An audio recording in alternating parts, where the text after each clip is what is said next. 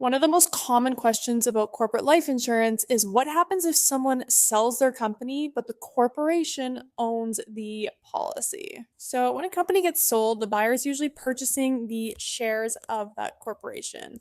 And in many cases, the seller may also be planning to use the lifetime capital gains exemption, which can shelter over 1.25 million of gains per shareholder. But I want you to think about this. So, when the shares are sold, the assets inside the corporation are part of that transaction.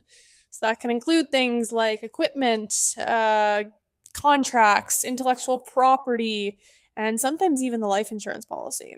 So, if the policy sits inside of the operating company, it becomes part of the corporation being sold.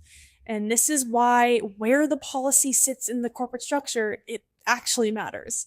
And in many corporate structures, the operating company runs the business and it is the entity that eventually gets sold. Now, a holding company often sits above it and it holds long term assets, things like investments, retained earnings, life insurance policies. So, if the policy sits in the holdco instead of the opco, the operating company can be sold while those long term assets remain outside of the sale. So the buyer purchases the business, but the long term assets stay with the shareholders' structure.